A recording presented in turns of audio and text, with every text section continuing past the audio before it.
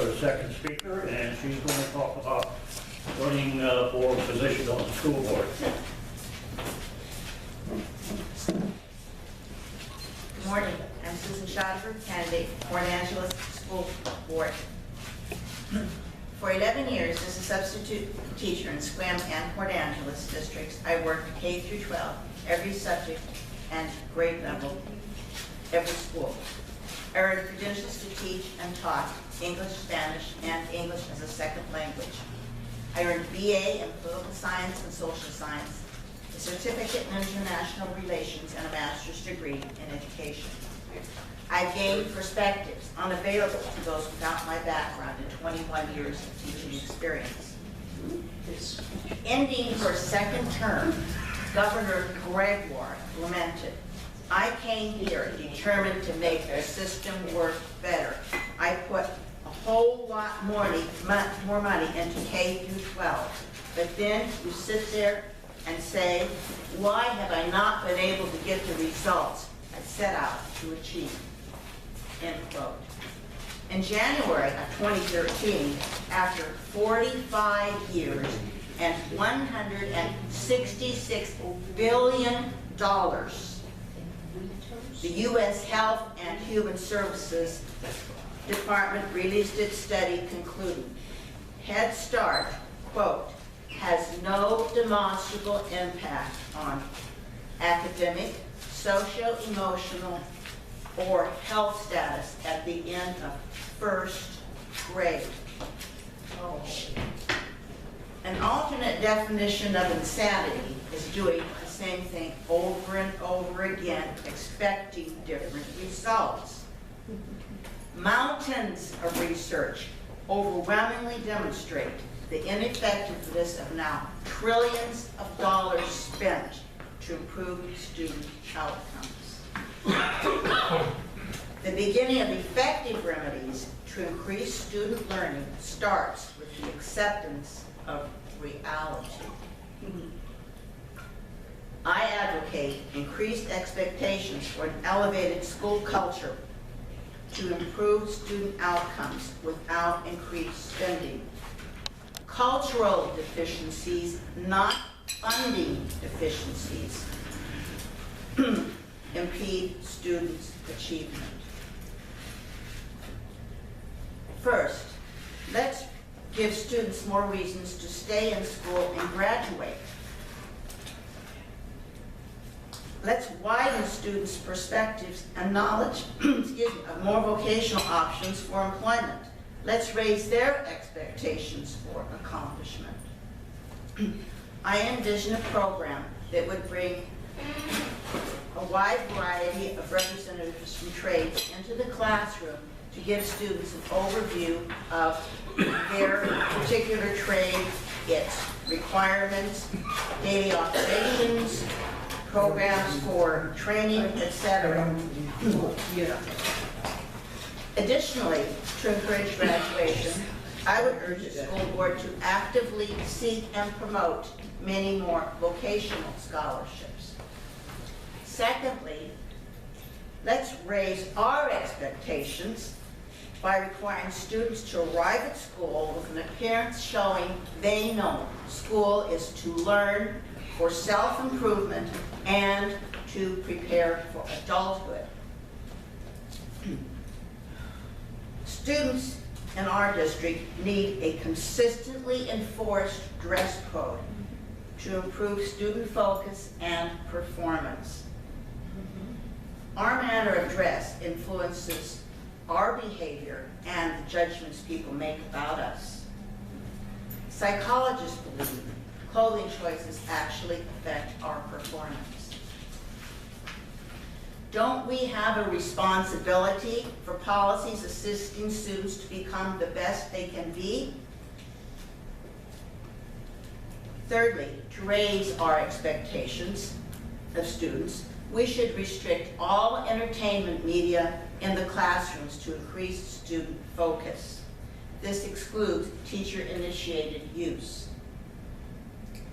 This should include cell phones, now somewhat controlled, entertainment games, and televised entertainment broadcasts. Students who finish assignments early should expect to study, complete work from another class, or keep a book handy to read. Don't we want the highest standards for our students?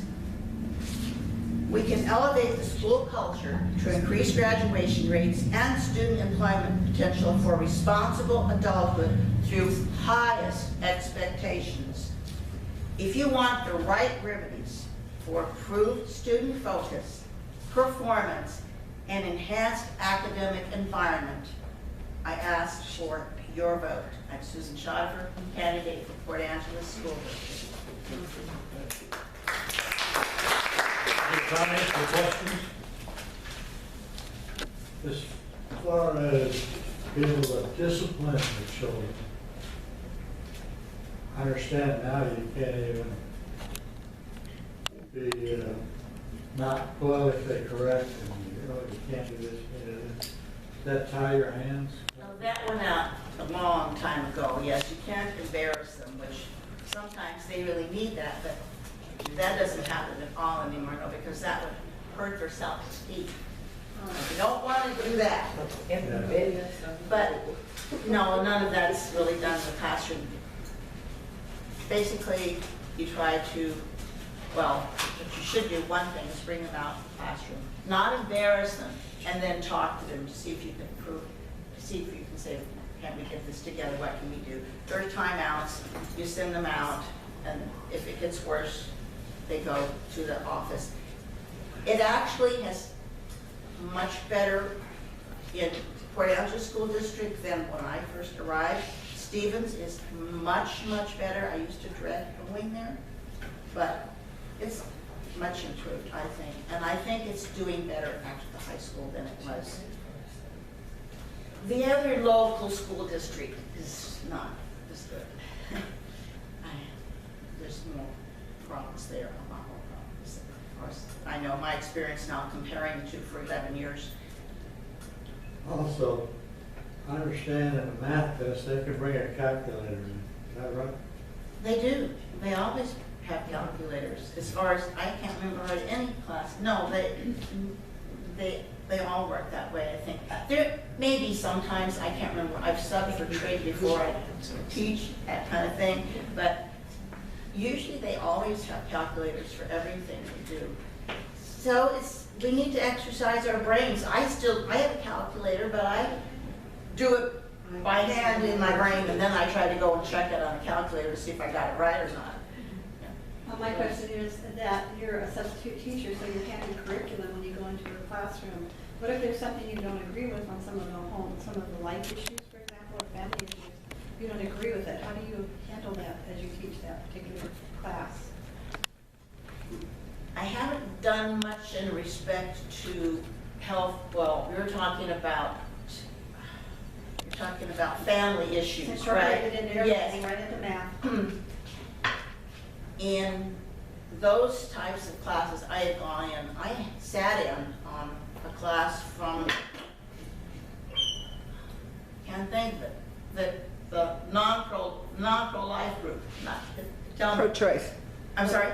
Pro-choice? Yes, the pro-choice group. No, from Planned Parenthood came in and presented a class one time. Oh, yeah.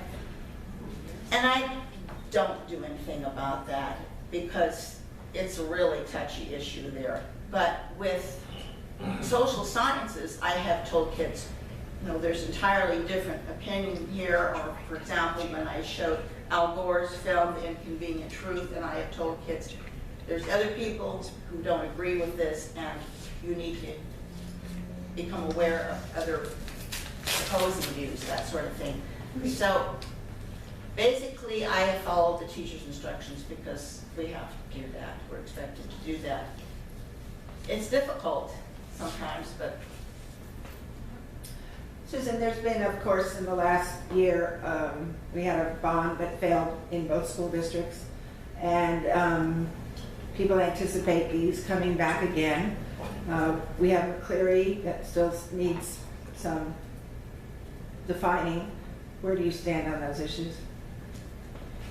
First, because of the McCleary decision, which basically some of the main goals of McCleary to make sure that students all across the state have equal funding.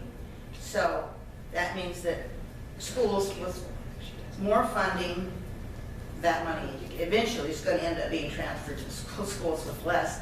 But a couple of the other objectives are to increase graduation rates. And one of the interesting things about McCleary is it says that we can't just throw more money at it. We need reforms. So I'm thinking some of my ideas are reforms. But anyway, because of McCleary, first of all, I think it's way too early to make any decisions as far as a bond goes, what either the districts would be doing, because we don't know how McCleary is going to impact funding at the local level. So first, because of that, I wouldn't do anything. Secondly, school districts should not build new schools unless they have moderate growth in housing to absorb that additional cost. And if you had additional costs, you would also have, like I said, people to absorb, to be paying that cost, but you would have new students. We've had, at Port Angeles High School, a 47% drop since the peak enrollment. So we don't have growth, we have a decline. We have people becoming older, not a huge growth in population, but we have, let's see, ages 55 through 84, a 62% growth in that age since 2000. So we have a lot of retired people, and they really are not going to be able to afford that. So anyway, because of not having a growing growth in new people coming in with children, that would be the second reason. Thirdly, the organization Port Angeles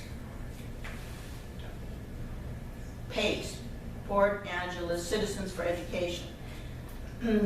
They took a survey, and the results of their survey, 58% of the people responding said taxes are too high, we don't want more taxes. So the proponents of the school bond said, but when people heard that we could have more security, when we could have more tech classes and vocational classes, and when we could have more energy efficiency, they would then, they said, it appears that the voters would pass this, would approve of it. Well, we're not ruling out energy efficiency. We're not ruling out vocational and tech classes, and we're not ruling out more security by keeping the building we have. We just need to remodel that building, and I believe it can be done. We have buildings, we have the Mayo Clinic, we have Johns Hopkins, we have Harvard, we have Cornell, we have all of those old buildings, and somehow they figured it out. They still use those buildings. So I don't think that we need the new school. Thirdly, or fourthly, or maybe we're down to fifthly now, we have, I understand, $65 to $85 million worth of timber from the DNR Timberland Trust Fund, and that used to provide funding for almost all of our educational needs, schools here in Port Angeles. And so citizens here need to urge our commissioners to try to recover that timberland funding for our schools. Harvest that timber. Let's use it. Of course, we have things like owls and little birds. But I understand that they found out that the spotted owl actually doesn't like a closed environment. It likes an open environment. Is that right? I think I heard that. So I could go on. We have the oldest population in this county of all the states. Did you know that? Which means retired population. And last I looked, I believe it was June's figures, we had a 7th highest of employment in the whole state. So I would not support a bond with a short answer. No, I would, but I think we need to renovate our schools. The dropout ratio, I know our granddaughter stayed with us for her senior year in high school swim, and she came home often and said more kids dropped out, they're not going to graduate. More requirements by the state. Do you know what the ratio is by dropouts, by grades? I don't know what it is by grades. One out of every five. I'm sorry, One out of every five. I don't know what it is by grade level, but I know that Port Angeles has, there's 3 figures I've looked at.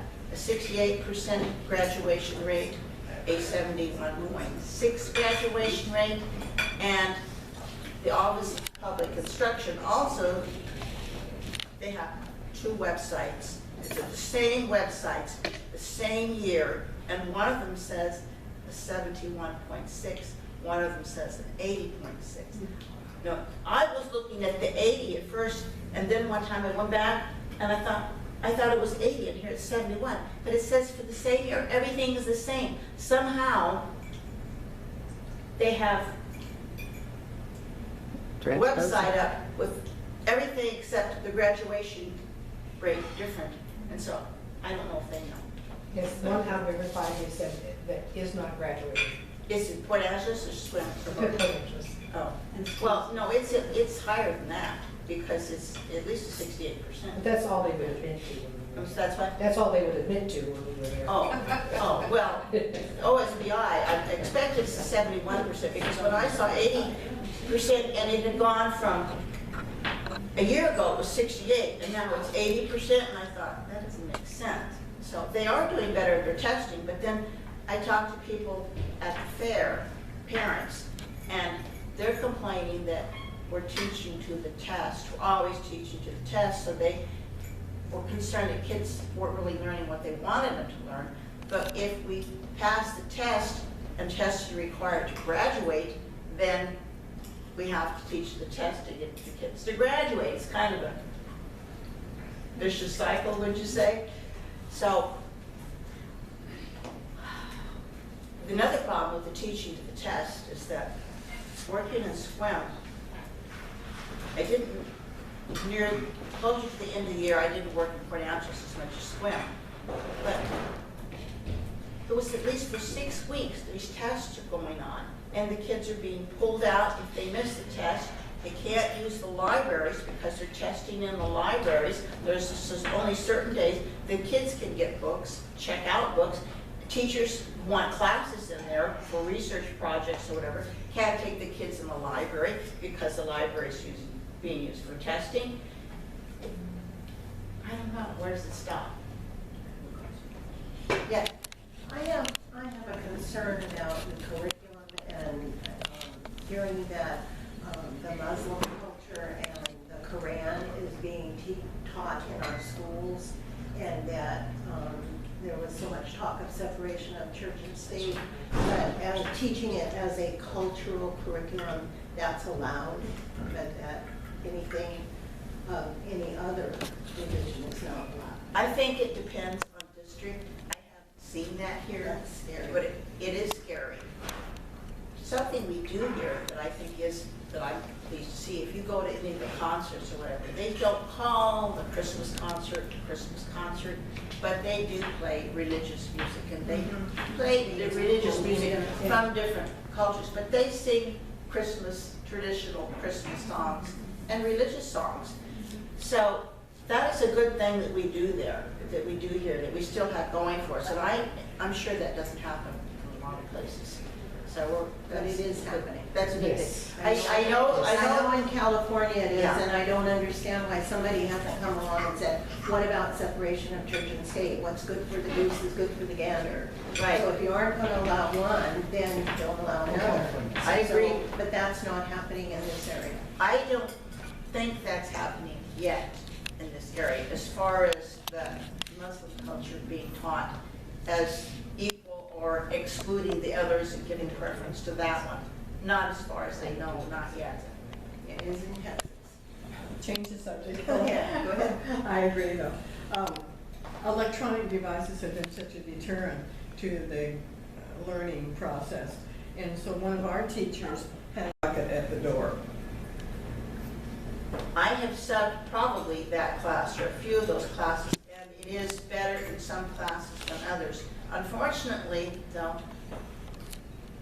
I don't know if all the classes have a no cell phone use up in them, but it differs, and I have been in some in Port Angeles that still, they have the cell phones out. At Stevens, it's better. I think the principal there has done a really good job at Stevens. Cell phones are a problem, but I said it's not just that. For example, in the library, and I don't know why, this has gone on for a long time. I don't know why they allow any kind of games on library computers or anywhere in the school. I don't know why they're there, why they ever were talked into that. I think it has something to do with maybe they have Microsoft programs and it comes from, I don't know, but I think it's a package perhaps when they buy it. It makes no sense, absolutely no sense, and it's so hard. It's terrible competition with teachers when they have the opportunity to do that. When they go to the library, if I know if there's a class that I'm supposed to sub in the library, and what are half the kids doing? Playing those darn games out. It's a curse. Can they still use it for tests also, when they're taking tests? Use the Google the Yeah. answer. Oh, I don't know about that, because I don't think they take tests in the library. No, but I mean, do they allow them to use the I have cell? seen them take out their cell phone, and I wonder what they're doing, and I'll go in and check on something. It's a problem, it's a real problem. It needs to stop. Well, wouldn't that And be it's- reflected in their scores? No, I mean, if because that- you gotta be nice to Jamie, She's because on John's the gonna phone. use that. But it is better in Port Angeles. You'll never know. Call your friends. Oh, well. find out what the- Anyway, I think that I'm finished. I appreciate your attendance, and not too many people are here from Port Angeles, but anyway, thank you. Vote for Susan. Thank you. Appreciate it.